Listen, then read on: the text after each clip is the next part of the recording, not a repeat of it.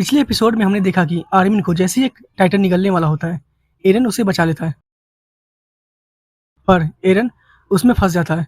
वो आर्मिन से बोलता है, मैं इतना जल्दी नहीं मरने वाला, समझे तुम? आर्मिन सुनो, हम बाहर की दुनिया में जरूर जाएंगे। वो सारी चीज़ें जो तुमने बताई थी, मुझे वो सब देखना है तुम्हारे साथ। इतना कहते ही वो टाइटन एरन को निगल लेता है। अब आगे हम देखते हैं कि आर्मिन पूरी तरह से सदमे में होता है। उसका एक दोस्त कोनी उसे पूछ रहा होता है, होश में आओ आर्मिन, तुम्हारी स्क्वाड कहाँ है और एरन कहाँ है? आर्मिन होश में आते ही पूरी तरह से चिल्लाने लगता है और बोलने लगता है, तुम बेकार हो, आखिर तुम मर क्यों नहीं गए?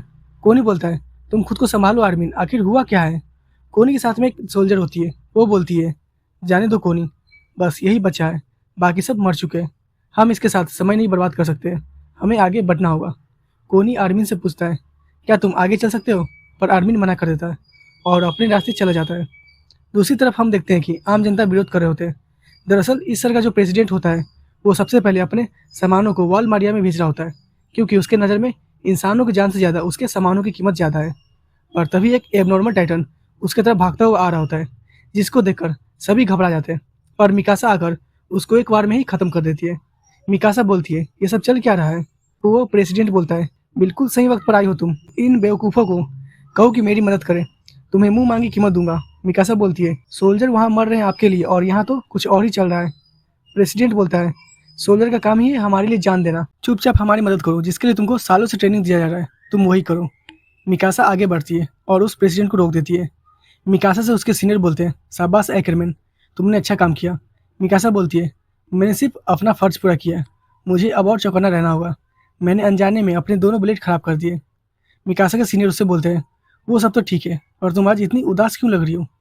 तभी हमें एक फ्लैशबैक सीन दिखाया जाता है, जहाँ पर मिकासा और उसकी फैमिली आपस में बात कर रहे होते हैं कि आज चेकअप के लिए डॉक्टर येगर आने वाले हैं। डॉक्टर येगर एरन के पापा होते हैं। तभी दरवाजे पर कोई आ जाता है। उन सभी को लगता है कि डॉक्टर येगर आए हैं, पर वो सभी बदमाश होते हैं और मिकासा की मम्मी और पापा दोनों को मार देते हैं और अपने साथ मिकासा को उठाकर ले जाते हैं।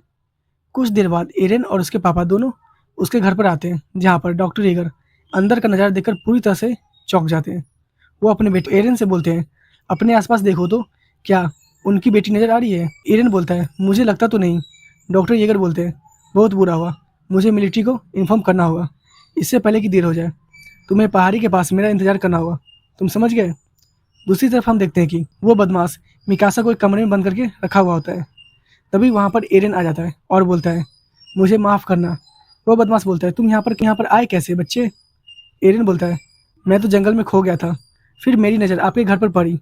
वह बदमाश बोलता है, अच्छा तो तुम खो गए थे, तुम जैसे बच्चे को अकेले नहीं घूमना चाहिए, ये जंगल बहुत खतरनाक है, पता नहीं कब कौन सा जंगली जानवर तुम पर हमला कर दे। इतना कहते ही एरन उस बदमाश के गर्दन पर वार कर देता है, जिससे वह तुरंत मर जाता है। फिर बाद में दूसरे बदमाश को भी एरन मार देता है। एरन मिकासा के पास आता है और बोलता है, वो दोनों बदमाश मारे गए, अब तुम सेफ हो। मैं एरन हूँ, डॉक्टर येगर का बेटा। मिकासा बोलती है, वो सब तो ठीक है, पर तीसरा बदमाश कहाँ गया? एरन बोलता है, तीसरा बदमाश? तभी तभी वो बदमाश पीछे से आ जाता है और एरन को जोर से एक लात मारता है। फिर वो एरन का गर्दन पकड़ लेता है और बोलता है, तो ये सब तुम्हारी करतूतें हैं, है ना? मैं तुम्हें मार दूंगा, जिंदा नहीं छोड़ूंगा।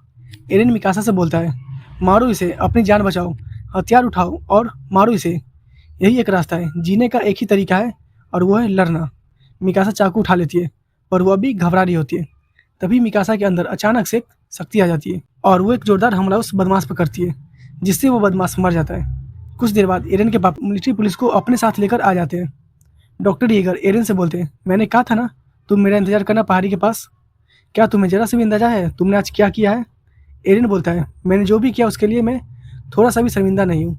वो इंसान के रूप में जानवर थे, जिसे मारना बहुत ज़रूरी था। डॉक्टर येगर बोलते हैं, मुझे इस बात का कोई फिक्र नहीं है, आज तुम्हारी किस्मत अच्छी थी जो तुम बार बार बच गए। तुम बहादुर हो, पर इस तरह अपनी जान से खेलने के लिए तुम अभी बहुत छोटे हो। एरन बोलता है, पर मुझे उसे बचाने का कोई और तरीका नहीं मिला। डॉक्टर येगर मिकासा से पूछती है, क्या तुम हमारे साथ रहोगी? तुम्हारे साथ जो हुआ है उसे समझाना इतना आसान नहीं है, पर मैं इतना समझता हूँ कि अभी तुम्हें आराम की ज़रूरत है। एरन बोलता है, क्या सोच रही हो, ज़्यादा सोचो मत, चलो मेरे साथ, काफ़ी देर हो चुकी है। अब हम प्रेजेंट में आते हैं, जहाँ मिकासा एक एक करके सभी टाइटन्स को मारने लगती है। सभी सोल्जर्स को पीछे हटने के लिए ऑर्डर दिया जाता है। इधर कोनी जॉन से पूछा होता है, अब हम क्या करेंगे? जॉन बोलता है, अब हमारे बस का कुछ भी नहीं है, उन्होंने हमें पीछे हटने के लिए ऑर्डर दे दिए हैं। मुझे यकीन नहीं होता है कि ये सब ऐसे ख़त्म हो जाएगा, वो भी उन डरपोक गधों की वजह से। कोनी बोलता है, तुम्हारा मतलब है सप्लाई रिपोर्ट्स? आखिर चल क्या रहा है? वो है कहाँ? जॉन बोलता है, सबने लड़ने का जज्बा खो दिया है। मैं समझ सकता हूँ कि क्यों, पर वो लोग अपना फर्ज निभाना भूल गए हैं और छुपकर हेडक्वार्टर में जाकर बैठ गए हैं। और हम देख ही रहे हैं कि टाइटस ने पूरी जगह को घेर लिया है, इसलिए हम खुद भी जाकर गैस नहीं ला सकते। दूसरी तरफ हम देखते हैं कि मिकासा एरन को खोज रही होती है। वो एनी से पूछती है, क्या तुमने एरन के स्वार्थ को कहीं देखा है? एनी बोलती है, मुझे एरन का तो नहीं पता, पर हमने आर्मिन को ढूंढ लिया है, वो वहाँ पर है। मिकासा आर्मिन से पूछती है, एरन कहाँ पे आर्मिन? आर्मिन बोलता है, वो लोग यानी स्क्वाड 34 के कैडेट, वो सभी अपनी पूरी बहादुरी के साथ लड़ते हुए मारे गए, साथ में एरन भी। मुझे माफ़ कर दो मिकासा, मुझे मरना चाहिए था, एरन को नहीं। मैं कुछ नहीं कर पाया, मैं बेकार हूँ। मिकासा बोलती है, आर्मिन शांत हो जाओ, हमारे पास रोने या दुखी होने का वक्त नहीं है, चलो उठो।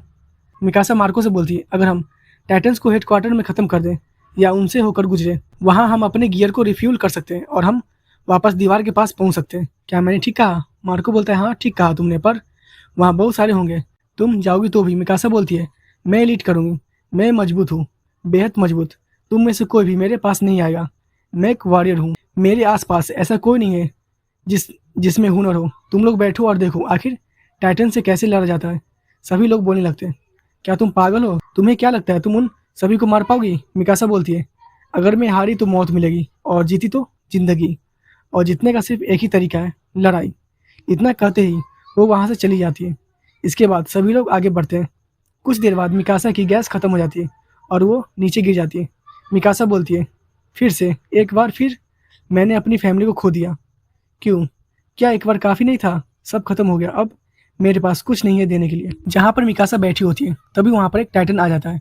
वो जैसे ही मिकासा पर हमला करने वाला होता है, मिकासा अपने ब्लेड से उसके हाथों को काट देती है। वो टाइटन फिर हमला करता है। मिकासा उस टाइटन से बचती है और चोट भी खाती है। वो बोलती है, मैं तो पहले ही हार मान चुकी हूँ, फिर मैं क्यों लड़ रही हूँ? ये ताकत कहाँ से मिल रही है? मैं अभी तक क्यों लड़ रही हूँ? मेरे पास जीने की कोई वजह नहीं है, फिर मैं क्यों लड़े जा रही हूँ? तभी मिकासा के पीछे से एक और टाइटन आ जाता है। मिकासा जैसे ही सामने वाले टाइटन से लड़ने के लिए आगे बढ़ती है, तभी वो टाइटन जो मिकासा के पीछे होता है, वो दूसरे टाइटन पे हमला कर देता है। मिकासा अपने मन में सोचती है, ये टाइटन सबको मार रहा है, दूसरे टाइटन्स को मार रहा है। तभी आर्मिन मिकासा को उठाकर ऊपर छत की ओर ले जाता है। वो देखते हैं कि एक टाइटन बाकी सभी टाइटन्स को मार रहा होता है। मिकासा बोलती है, लगता है उसे हैंड टू हैंड कॉम्बैट का हुनर समझ आ गया है, पर ये है कौन? कोनी बोलता है, बस ये समझ लो कि वो भी एक टाइटन है, लगता है सारे हमारी किस्मत में ही लिखे हैं। अब उसे छोड़ो, यहाँ से निकलते हैं। आर्मिन बोलता है, एक सेकेंड। उसके बाद आर्मिन अपनी गैस का एक सिलेंडर मिकासा को दे देता है। वो बोलता है, अगर ये मेरे पास रहा तो बेकार ही जाएगा, पर इस गैस को संभाल कर खर्च करना, अब सबकी ज़िंदगी तुम पर टिकी है। मिकासा अपने मन में बोलती है, पर वो था कौन? क्या उस जैसे और भी हैं? मैंने पहले कभी किसी टाइटन को दूसरे टाइटन को मारते हुए नहीं देखा, ये पहली बार है। और वो जो भी था, कमाल का था, वो मुझे बहुत ही अपना सा लगा, कोई बहुत करीबी। पहली बार किसी टाइटन को इंसानियत के लिए लड़ते हुए देखा। मिकासा, आर्मिन और कोनी वो सभी आगे बढ़ने लगते हैं। थोड़ी दूर बाद आर्मिन बोलता है, नहीं रुको, मुझे एक तरकीब सूझी है। सुनने में अजीब लगेगा, पर वो टाइटन हमारी काम आ सकता है। कोनी बोलता है, तुम्हारा मतलब वो टाइटन? आर्मिन आगे बोलता है, वो सिर्फ अपने जैसे पर हमला करता है, उसे हम लोगों में कोई दिलचस्पी नहीं है। कैसा रहेगा हम उसे हेड क्वार्टर ले जाएं और उसे दूसरे टाइटन के साथ खड़ा कर दें। हम जानते हैं उसने पहले ही एक को मार गिरा है, वो हमारा हथियार बन सकता है। कोनी बोलता है, मजाक मत करो, हम उस टाइटन को हेडक्वार्टर कैसे ले जाएंगे? आर्मिन बोलता है, मुझे पूरा यकीन है, अगर तुम उसको भड़का दो तो वो दूसरे टाइटन को खोजेगा, जिससे वो हेडक्वार्टर तक पहुंच जाएगा। मेरे हिसाब से तो ये काम करेगा। कोनी बोलता है, तुम्हारे हिसाब के चक्कर में हम अपने सर उड़ा लें? आर्मिन बोलता है, अगर सब कुछ ठीक रहा तो हम एक झटके में ही हेडक्वार्टर पहुंच जाएंगे। मिकासा बोलती है, कोशिश कर सकते हैं। आर्मिन के कहने पे चलना बेहतर है, इसके बजाय यहाँ इंतजार करके मारे जाने के। अगर प्लान कामयाब रहा तो उससे फ़ायदा हमारा है। उसके बाद वो सभी आगे बढ़ते हैं। दूसरी तरफ हम देखते हैं कि जॉन और उसके स्क्वाड हेडक्वार्टर की ओर आगे बढ़ते हैं। रास्ते में बहुत सारे सोल्जर्स मारे जाते हैं, पर आखिरकार वो सभी हेडक्वार्टर के अंदर पहुंच ही जाते हैं। पर अचानक से टाइटन हमला कर देते हैं। जॉन बोलता है, सब खत्म हो गया। यही सच है, क्या सोच रहा था मैं कि हम सब बच जाएंगे? नहीं, अंदर ही अंदर मैं जानता था कि ऐसा ही कुछ होगा। मतलब अगर एक सेकंड रुककर कुछ सोचा जाए तो ये तो होना ही था। हम भला इससे कैसे जीत सकते थे? तभी वो टाइटन उन दोनों टाइटन को मार गिरा देता है।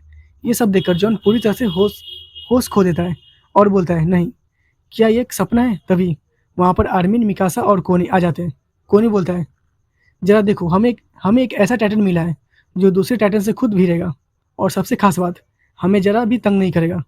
तुमने सही सुना, अब ये टाइटन हमारा सबसे बड़ा हथियार है। जॉन बोलता है, क्या बकवास है, एक टाइटन हमारी मदद क्यों करेगा? अगर तुम्हें ऐसा लगता है तो तुम सब पागल हो। मिकासा बोलती है, उसने सही कहा। पता नहीं क्यों, पर वो उन्हीं से लड़ने लगा है। तुम चुप रहो और तमाशा देखो। हम देखते हैं कि वो टाइटन एक एक करके सभी दूसरे टाइटन को मारने लगता है। दूसरी तरफ हम देखते हैं कि आर्मिन हेडक्वार्टर के अंदर मौजूद छोटे टाइटन से लड़ने के लिए प्लान बनाता है, जहाँ पर सभी सोल्जर्स को एक साथ टाइटन की आंखों पर गोलियां चलानी होती हैं, और दूसरे 7 सोल्जर को एक ही बार में हमला करना होता है। वो सभी ऐसा ही करते हैं और एक एक करके सभी टाइटन को मार देते हैं। उसके बाद वो सभी अपने टैंक को फिल करते हैं और टाइटन्स को मारने के लिए आगे बढ़ते हैं। पर मिकासा रुक जाती है। आर्मिन आर्मिन मिकासा से बोलता है, क्या हुआ? मिकासा बोलती है, वो देखो, जहाँ पर कुछ टाइटन्स दूसरे टाइटन जिसने मिकासा और आर्मिन की मदद की थी को खा रहे होते हैं। मिकासा बोलती है, अजीब लगेगा, पर मुझे लगा कि ये हमारे साथ रहेगा। वो इंसानियत को हैवानियत से बचाने के लिए खूब लड़ा। आर्मिन बोलता है, अरे नहीं, ये वही एबनॉर्मल टाइटन है जिसने थॉमस को खाया था। तभी वह सब देखते हैं कि वो टाइटन एबनॉर्मल टाइटन पर हमला कर देता है और उसे मार देता है और खुद जमीन पर गिर जाता है। जॉन बोलता है, उस बात का कोई फायदा नहीं हुआ। चलो अब जितना जल्दी हो सके निकलते हैं। किस्मत अच्छा हुआ कि वो पूरी देर उसी सब में उलझा रहा, नहीं तो उसका अगला निवाला हम ही होते। पर वो सभी देखकर चौंक जाते हैं, जहाँ उस टाइटन के अंदर से एरन निकलता है, जिसको देखकर मिकासा दौड़ते हुए एरन के पास जाती है और रोने लगती है। आर्मिन बोलता है, ये तो एरन है, पर इसका हाथ और पैर मैं कुछ समझा नहीं। मेरे सामने से निकला गया था। मैं इसे मरते हुए देखा था। ये कैसे मुमकिन है?